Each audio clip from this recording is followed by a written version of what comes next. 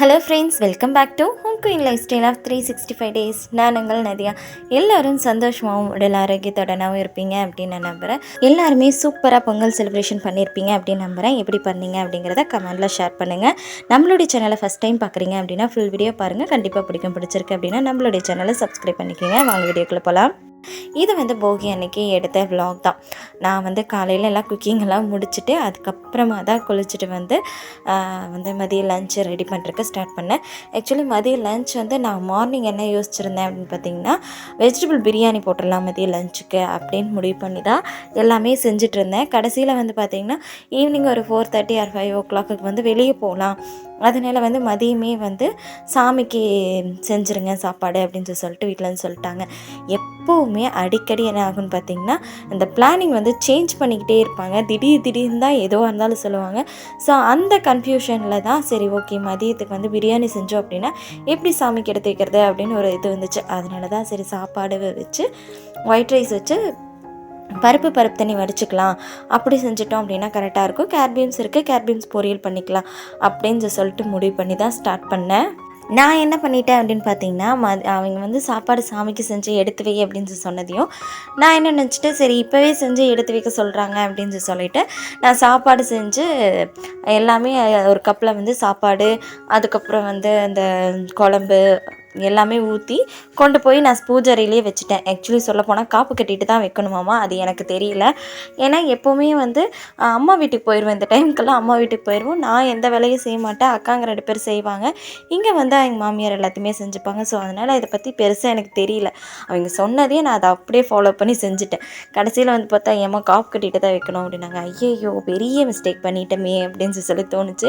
இருந்தாலும் சாமி கோச்சுக்காது, தெரியாமல் செஞ்சால் அது தப்பு கிடையாது, தெரிஞ்சே வேணும்னே செய்கிறது தான் தப்பு அப்படின்னு சொல்லிட்டு நானே என் மனசு தேத்திக்கிட்டு அதை அப்படியே கடந்து வந்துட்டேன். இந்த மாதிரி நீங்கள் ஏதாவது விஷயம் பண்ணியிருக்கீங்களா அப்படிங்கிறத கண்டிப்பாக கமெண்டில் ஷேர் பண்ணுங்கள். இங்கே நான் இந்த சாமி கும்பிட்ற விஷயத்தில் நிறைய இந்த மாதிரி ஏதாவது தெரியாமல் தப்பு பண்ணிடுவேன். அதுக்கப்புறம் ஐயோ சாமி மன்னிச்சுக்கோ தெரியாமல் பண்ணிட்டேன் அப்படின்னு சொல்லிடுவேன். இந்த மாதிரி நான் நிறைய தடவை எனக்கு நடந்திருக்கு. இந்த பருப்பு தண்ணி வடிக்கிறது ரொம்பவே ஈஸியான வேலைங்க. அதனாலேயே இதை அடிக்கடி நான் செஞ்சுருவேன். ரொம்ப ஈஸியாக இருக்கும். கொஞ்சமாக பருப்பு தண்ணி வடிக்கிற மாதிரி இருந்தால் அந்த பருப்பு நல்லா வெந்ததுக்கப்புறம் அதுலேருந்து தண்ணி வடித்து வச்சிட்டோம்னா வேலை முடிஞ்சுது. ஆனால் நிறைய பேர்த்துக்கு பருப்பு தண்ணி வடிக்கணும் அப்படின்னா பருப்பும் சல்லுன்னு போயிடக்கூடாது. அதே மாதிரி பருப்பு தண்ணி நல்லா டேஸ்ட்டாக இருக்கணும் அப்படின்னு நினச்சிங்க அப்படின்னா பருப்பு ஒரு 1.5 கப் போட்டிங்க அப்படின்னா அதில் நிறையா ஒரு 1.5 சொம்பு 1.5லேருந்து ஒரு 2 சொம்பு தண்ணி ஊற்றி நல்லா கொதிக்க விடுங்க. அந்த நல்லா தண்ணி கொதிச்சதுக்கப்புறமா பருப்பு போட்டு பருப்பு கூடனாவே பருப்புக்கு தேவையான ஒரு தக்காளி, பருப்பு தண்ணிக்கு 2 தக்காளின்னு போட்டு நல்லா கொதிக்க விடுங்க. அது அரை வேக்காடு பருப்பு வெந்ததையுமே நம்ம தாளித்து கொட்டிட்டா வறுத்து கொட்டிடணும். தாளித்து கொட்டுறதுனா கடுகு கடலைப்பருப்பெல்லாம் போட்டு தாளிக்கிறது. வறுத்து கொட்டுறது அப்படின்னா வெங்காயம், மிளகா, சீரகம் இதெல்லாம் போட்டு நல்லா வணக்கி அதில் போட்டு நல்லா அது கொதிச்சதுக்கப்புறமா நல்லா பருப்பெல்லாம் நல்லா சூப்பராக வெந்துடணும். வெந்ததுக்கப்புறமா அந்த தண்ணியும் 2 தக்காளி பருப்பு தண்ணி வச்சுருப்போம் பார்த்தீங்களா, அந்த தண்ணியும் வடிச்சிட்டு அதுக்கு உப்பு புளி தனியாக போட்டுருங்க. இதுக்கு பருப்பு கொஞ்சமாக தண்ணி இருக்கிற மாதிரி விட்டு அதில் உப்பு போட்டு நல்லா கொதிக்க வச்சு எடுத்து கடைஞ்சி எடுத்திங்கன்னா சூப்பராக இருக்கும். பருப்பு சூப்பராக இருக்கும், பருப்பு தண்ணி செம்ம டேஸ்ட்டாக இருக்கும். தக்காளி பருப்பு தண்ணி ஆறுனதுக்கப்புறமா தக்காளியை புழிஞ்சிருங்க. சூப்பராக செம்ம டேஸ்ட்டாக இருக்கும். ட்ரை பண்ணி பார்த்துட்டு எப்படி இருந்துச்சுன்னு கண்டிப்பாக கமெண்டில் ஷேர் பண்ணுங்கள். ஒரு சிஸ்டர் கேட்டிருந்தீங்க இந்த தேங்காய் துருவி நீங்கள் எங்கே வாங்கினீங்க அப்படின்னு சொல்லிட்டு. எனக்கு அதை கேட்கும் போது பயங்கரமாக சிரிப்பாக வந்துருச்சு. ஏன்னு பார்த்தீங்கன்னா இந்த தேங்காய் துருவி நான் எங்கேயுமே வாங்கலை. இந்த கிரைண்டர் வாங்கினோம்னா அது கூட அட்டாச்சாக இந்த மாவு பிசைகிறது, சப்பாத்திக்கு மாவு பிசைகிறது, அதே சமயம் இந்த தேங்காய் துருவுறதுக்கெல்லாம் கொடுப்பாங்க பார்த்தீங்களா, அதை தான் நான் வாங்கி வச்சு திருவிட்டு உட்காந்துருக்குறேன். தவிர நான் அது தேங்காய் துருவியை தனியாக வாங்கவே இல்லை. ஸ்டார்டிங்கில் இந்த தேங்காய் துருவி எங்கள் மாமியார் யூஸ் பண்ணிகிட்டு இருக்கும்போது இது எப்படா யூஸ் பண்ணுறது அப்படின்னு சொல்லி தான் நானே ரொம்ப திணறினேன். இப்போ தான் அதை அப்படியே பழகிருச்சுன்னா பார்த்துக்கங்களேன். ரொம்ப கஷ்டமாக இருந்துச்சு ஸ்டார்டிங்கில். இந்த மாதிரி ஒரு தேங்காய் துருவியை நீங்கள் கேட்பீங்க அப்படின்னு நான் எதிர்பார்க்கவே இல்லை. சரி பரவாயில்ல, கேட்டுட்டீங்க. நீங்கள் கிரைண்டர் வாங்குறீங்க அப்படின்னா அந்த கிரைண்டர் வாங்கும்போது பார்த்து வாங்குங்க, இந்த தேங்காய் துருவி இருக்குதா அப்படின்னு சொல்லிட்டு ரொம்பவே யூஸ்ஃபுல்லாக இருக்கும். பழகிட்டீங்க அப்படின்னா கைவலி பெருசாக தெரியாது. அவ்வளோதான். குக்கிங் எல்லாம் முடிச்சுட்டு சாமிக்குமே கொண்டு போய் வச்சுட்டு வந்துட்டேன். அதுக்கப்புறமா இந்த டைனிங் டேபிளெல்லாம் ரொம்ப கச்ச கச்சான்னு இருந்துச்சு. டைனிங் டேபிளில் சாப்பாடு எடுத்துகிட்டு வந்து அரேஞ்ச் பண்ணுறதுக்கு முன்னாடியே எல்லாத்துக்குமே சாப்பாடு போட்டு கொடுத்துட்டேன். நானும் எங்கள் மாமியார் மட்டும்தான் சாப்பிடல. இருந்தாலும் அதை டைனிங் டேபிளில் அரேஞ்ச் பண்ணி வச்சுட்டு அதுக்கப்புறம் உட்காந்து சாப்பிடும்போது தான் கொஞ்சம் திருப்தியாக இருக்குது. அதனால சரின்னு எல்லாத்தையும் கொண்டு வந்து டைனிங் டேபிள் மேலே அரேஞ்ச் பண்ணிவிட்டேன். அதுக்கப்புறம் இன்றைக்கி நேற்றுக்கெல்லாம் போகி அப்படிங்கிறனால இங்கே சோஃபா கவர் எல்லாமே எடுத்து துவைச்சி போட்டிருந்தேன் இல்லைங்களா, அதெல்லாமே காஞ்சிருச்சுன்னு சொல்லிட்டு சரி அந்த சோஃபா கவருங்களுமே போட்டு வச்சுட்டோம் அப்படின்னா தான் அதுவுமே பார்க்குறக்கு அழகாக இருக்கும். இந்த குட்டீஸுங்களுக்கு வேறு லீவ் விட்டுட்டாங்க. ஏறி குதிச்சு அலும்பு பண்ணுறேன், அட்டகாசம் பண்ணுறேன்னு பண்ணிகிட்ருக்குங்க. விளையாடுறேங்கிற பேரில் சாப்பாடுலேருந்து எல்லாத்தையுமே அதுக்குள்ளே தான் போட்டு வைக்குங்க. சோஃபா விரிப்பு இல்லை அப்படின்னா சோஃபா மொத்தமும் போச்சு அப்படின்னு சொல்லிட்டு வேலையாக சோஃபா விரிப்பு போட்டு விட்டுட்டு அதுக்கப்புறமா மற்ற வேலைங்களெல்லாம் செஞ்சுக்கலாம் அப்படின்னு சொல்லிட்டு சோஃபா விரிப்பை போட்டுவிட்டேன். இந்த பொங்கலுக்கு எத்தனை நாள் நீங்கள் வந்து க்ளீன் பண்ணீங்க அப்படிங்கிறத கண்டிப்பாக கமெண்டில் ஷேர் பண்ணுங்கள். எனக்கு வந்து ஒரு வாரம் வந்து ஆச்சு நான் பொங்கல் க்ளீனிங் வந்து முடிக்கிறதுக்கு. நீங்கள் எத்தனை நாளில் முடிச்சிங்க, என்னை விட கம்மியான நாளில் முடிச்சிங்களா இல்லை என்னை விட அதிகமான நாளில் முடிச்சிங்களா அப்படிங்கிறத கண்டிப்பாக கமெண்டில் ஷேர் பண்ணுங்கள். சோஃபா விரிப்பெல்லாம் போட்டு முடிச்சுட்டு அதுக்கப்புறமா உட்காந்து சாப்பிட்டு அதுக்கப்புறமா போய் தான் கிச்சனை க்ளீன் பண்ணுறதுக்கு ஸ்டார்ட் பண்ணேன். எப்போவுமே கிச்சன்லேருந்து எல்லாத்தையும் க்ளீன் பண்ணி வச்சுட்டு அதுக்கப்புறம் வந்து நிம்மதியாக உட்காந்து சாப்பிட்றது தான் பழக்கம்.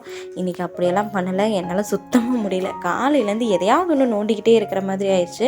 ஏதாவது ஒரு ஃபங்க்ஷன் இல்லை வந்து ஏதாவது ஒரு நல்ல நாள் அப்படிங்கிற மாதிரி இருந்துச்சு அப்படின்னா ஹவுஸ் ஒய்ஃபாக இருக்கிற நம்மளுக்கு ரெஸ்ட்டு அப்படிங்கிற ஒன்று கிடையவே கிடையாது. ஒரு பக்கம் நானோட ஒரு பக்கம் எங்கள் மாமியாரோடன்னு அப்படியே ஓடிக்கிட்டே இருந்தோம் பார்த்துக்குங்க. எதையாவது ஒன்று க்ளீன் பண்ணிக்கிட்டே இருந்தோம். அதுவும் அவங்க வந்து வெளியே வாசலெல்லாம் வெளிச்சு விட்டு எல்லாம் ரெடி பண்ணிகிட்டு இருந்தாங்க. எங்கள் ஊரில் சாணியே கிடைக்கல. ஸோ என்னடா பண்ணுறது அப்படின்னு சொல்லிட்டு யோசிச்சுட்டு அவங்க வந்து பெயிண்ட் வாங்கிட்டு வந்து அடிச்சு விட்றலாம் அப்படின்னு சொல்லிட்டு பெயிண்டெல்லாம் வாங்கிட்டு வந்து தான் அடிச்சு விட்டுருந்தாங்க. சரி அவங்க அங்கே வெளியே வேலை செய்ய நான் இங்கே உள்ள வேலை செய்ய ஒரே வேலைமயமாகவே இருந்துச்சு. ரெஸ்ட்டே கிடையாது. நான் கூட கொஞ்சம் ஒரு 1:30-2 மணிக்கெல்லாம் சாப்பிட்டேன். என் மாமியார் சாப்பிடும்போது 3 மணி ஆயிடுச்சு. அவ்வளோ நேரம் கழிச்சு தான் அவங்களே சாப்பிட்டாங்க. நான் அப்போவும் சொன்னேன் வேண்டாம், நீங்க கேட்கல, பரவாயில்ல விடுங்க, நம்ம மஞ்சள் கோவி வாங்கிட்டு வந்து அப்படியே சும்மா வந்து நான் வலிச்சுட்டுன்னு நாளைக்கு கோலம் போட்டுக்கிறேன் அப்படின்னு. இல்லை வந்து வலிச்சுட்டா தான் பார்க்குறக்கு அழகாக இருக்கும் அப்படின்னு சொல்லிட்டு அவங்க பெயிண்ட்டை வாங்கி அடிச்சு விட்டுட்டாங்க. சரி ஓகே அப்படின்னு சொல்லிட்டு எனக்கு வந்து இந்த அரசாணிக்காய் சுத்தமாகவே செய்ய தெரியாது. சரி அதையுமே அவங்க தான் செய்யணும் அப்படின்னு சொல்லிட்டு அதை எடுத்து வச்சுட்டேன். மற்றதெல்லாம் தான் ரெடி பண்ணி கொண்டு போய் உள்ளே வச்சுட்டேனே. கிச்சன் எல்லாமே க்ளீன் பண்ணிவிட்டு கவுண்டர் டாப்லேருந்து எல்லாம் க்ளீன் பண்ணிட்டு இருந்த பாத்திரத்துக்கு மொத்தத்தையும் விலக்கி வச்சுட்டேன். காலையில் வந்து பணியாரம் தான் சுட்டேன். சரி அந்த பணியார கல்லையுமே வந்து கழுவி கொஞ்சமாக ஹீட் பண்ணி எண்ணெய் தடவி வச்சிடலாம், இல்லை அப்படின்னா அது துருப்பிடிச்சிரும் அப்படிங்கிறனால அதையுமே நல்லா தொடச்சி க்ளீன் பண்ணி எடுத்து வச்சுட்டு சரி அதுக்கப்புறமா காப்பு கட்டுறதுக்கு போகலாம் அப்படின்னு சொல்லிட்டு போனேன். அப்போ தான் எங்கள் மாமியார் வந்து குளிச்சுட்டு எல்லாம் உள்ளே வந்தாங்க. வந்ததே சொன்னாங்க, ஏம்மா சாப்பாடு எங்கே அப்படின்னு சொல்லி கேட்டாங்க. நான் எடுத்து உள்ளே வச்சுட்டேனே அப்படின்னு. இல்லைம்மா அதை வந்து நம்ம காப்பு கட்டிட்டு தான் வைக்கணும் அப்படின்னு சொல்லிட்டு சொன்னாங்க. சரி பரவாயில்ல அப்படின்ட்டு அவங்க மறுபடியும் அரசாணிக்காய் எல்லாம் செஞ்சு அதை எடுத்து திரும்ப உள்ளே வைக்கிறேன் அப்படின்னு சொல்லிட்டு கொண்டு போனாங்க. பாருங்கள் எவ்வளோ இது பூளைப்பூ. அதுக்கு நாங்கள் வந்து இதை வெள்ளைப்பூவை பூளைப்பூன்னு தான் சொல்லுவோம். சரி உங்கள் ஊரில் எப்படி சொல்வீங்கன்னு தெரில. பூளைப்பூ, ஆவாரம்பூ, வேப்பிலை 3ஐயும் கொண்டு வந்து அப்படியே பிரித்து தனியாக கட்டுறதுக்கு ஸ்டார்ட் பண்ணிட்டேன். எல்லாம் தனித்தனியாக கட்டி அதுக்கப்புறமா எடுத்து கட்டிடலாம், எடுத்து ஒவ்வொரு பக்கமாக வச்சிடலாம் அப்படின்னு சொல்லிட்டு தான் நான் எல்லாத்தையும் பிரித்து தனித்தனியாக கட்டுறதுக்கு ஸ்டார்ட் பண்ணேன். நீங்கள் இது கூட வேறு ஏதாவது வச்சு கட்டுவீங்களா அப்படிங்கிறதையும் கண்டிப்பாக கமெண்ட்டில் ஷேர் பண்ணுங்கள். நாங்கள் இந்த 3ஐயும் தான் கட்டுவோம். சரின்னு உட்காந்து பரபரன்னு வேலையை ஸ்டார்ட் பண்ணிட்டேன். நான் வந்து கட்டிட்டு நான் எல்லாத்தையும் கட்டி வச்சேன். என் பொண்ணை தான் கொண்டு போய் எல்லாத்தையுமே அங்கங்கே வெய்யி பாட்டிக்கிட்ட கேட்டு எங்கெங்கெல்லாம் வைக்கணுமோ அங்கெல்லாம் வெய்யின்னு சொல்லிட்டு அவளை விரட்டி வேலை வாங்கிட்டு உட்காந்துருந்தேன். செம்ம கடுப்பாக இருப்பா என் பொண்ணு.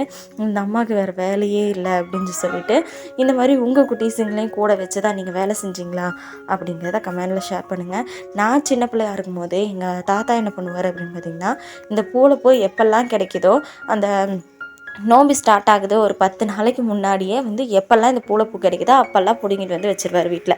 அவர் வேலைக்கு போயிட்டு வரும்போது அதை எடுத்துகிட்டு வந்து கண்டிப்பாக வீட்டில் வச்சுருவாரு. அது ஒரு சாக்கு பை மாதிரி ஒன்றில் வச்சு எங்கள் பாட்டி வந்து வச்சுட்டே இருப்பாங்க.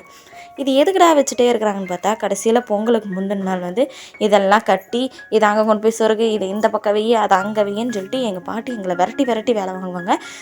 அந்த மாதிரி நம்மளும் நம்ம பிள்ளைய விரட்டி வேலை வாங்கலான்னு பார்த்தா ஒரு 4 பக்கம் வச்சா 5வது பக்கம் வைக்கும் போது அவன் எறும்பு கடிக்குதுன்னு சொல்லிட்டு வைக்க மாட்டேன்ட்டா.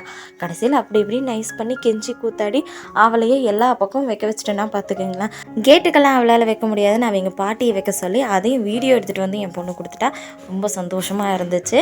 அதுக்கப்புறமா வந்து ஹாலெல்லாம் பார்க்கும்போது ரொம்ப கச்சக்கச்சான்னு இருந்துச்சு. சரி ஹால் எல்லாமே க்ளீன் பண்ணிடலாம் அப்படின்னு சொல்லிட்டு எல்லாத்தையுமே கூட்டி பெருக்கி எல்லாம் க்ளீன் பண்ணியாச்சு. இந்த குச்சிங்கெல்லாம் வந்து கச்சக்கச்சான்னு போட்டு வச்சுருந்துச்சு.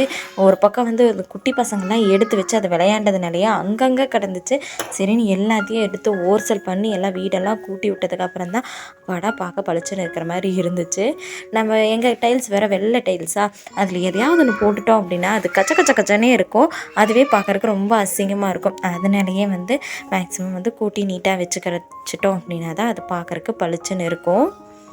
காப்பு கட்டி முடிச்சதுக்கப்புறமா அரசாணிக்காய் செஞ்சதையும் கொண்டு போய் அந்த கப்லேயே வந்து போட்டு சாமி ரூமில் வச்சுட்டு சாமி கும்பிட்டு வந்தாங்க. சரி நம்மளும் போய் சாமி கும்பிட்டு வந்துடலாம் அப்படின்னு சொல்லிட்டு சாமி கும்பிட்டு வந்தாச்சு. இவ்வளோ அவசரமாக இது எல்லாம் ரெடி பண்ணது ஈவினிங் வெளியே போகணும் அப்படிங்கிறக்காக தான். கடைசியில் பார்த்தா சாயந்தரம் வெளியவே போகல, வேலை இருக்குது அப்படின்னு சொல்லிட்டு வெளியே கூட்டிகிட்டு போகல. இந்த மாதிரி இன்சிடென்ட் உங்களுக்கும் நடந்திருக்கான்னு கண்டிப்பாக கமெண்ட்டில் ஷேர் பண்ணுங்கள். வீடியோட எண்டுக்கு வந்தாச்சு. இந்த வீடியோ கண்டிப்பாக உங்களுக்கு பிடிச்சிருக்கு அப்படின்னு நினைக்கிறேன். பிடிச்சிருக்கு அப்படின்னா ஒரே ஒரு லைக் பண்ணிட்டு நம்மளோட சேனலை சப்ஸ்கிரைப் பண்ணிக்கோங்க. தேங்க்ஸ் ஃபார் வாட்சிங்.